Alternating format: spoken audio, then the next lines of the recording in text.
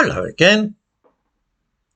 For the second night running, mobs of mad foreigners are running amok in France, setting cars on fire and generally behaving in what one can only describe as an undesirable fashion.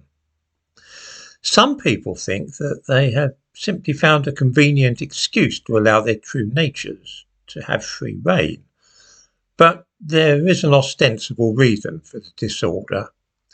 This is that a young Algerian was shot dead by police officers a few days ago. We can always rely upon the BBC to minimise the behaviour of anybody who gets into a dispute with the police, and this case is no exception. On their website, they say, anger boils over after police shoot dead a 17-year-old driver who refused a traffic stop. This is absolutely brilliant. Refusing a traffic stop. I'm sure that many viewers will be able to call to mind a number of cases, both in this country and the United States, where men refused a traffic stop. Last year in South London, for instance, a young black drill artist refused a traffic stop and tried to outrun the police cars which pursued his vehicle. When he was boxed in, he tried to escape by driving at a police officer and was promptly shot dead. Similar events are, of course, not altogether unknown in America. I thought I might just point out the best way not to get shot in such circumstances, because it really is very easy to avoid this happening.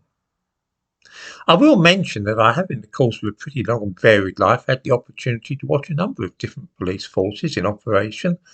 I've seen the Turkish gendarme in action against a protest march, and that involved rubber truncheons and gun butts. And I have too watched the Israeli police deal with disorder. Don't even ask about the RUC in Northern Ireland, whom I observed on several occasions. I doubt anybody these days remembers the B specials. They really were something else again in the police brutality line. When dealing with the police anywhere in the world, there is one cardinal rule to follow, and it is a very simple one. Do as you're told. If the police tell you to stand still and raise your hands, do so at once. If a police car signals you to pull over when you are driving, follow that instruction immediately. If a policeman wants to search you, let him. Simply observing this one rule will save your life. You might bear in mind too that swearing or spitting at a policeman is not going to end well for you. I've witnessed this happening on a couple of occasions in other countries, and on both blood was shed, although not the blood of the police officers. And of course, if a policeman wishes to speak to you, do not run. You are inviting at best some rough treatment when he catches up with you, and at worst 9 grams of lead in your back. In short, even if you're dealing with the toughest and most unpleasant police force in the world, then standing stock still and raising your hands will lower the temperature, and you are very unlikely to get shot or knocked about.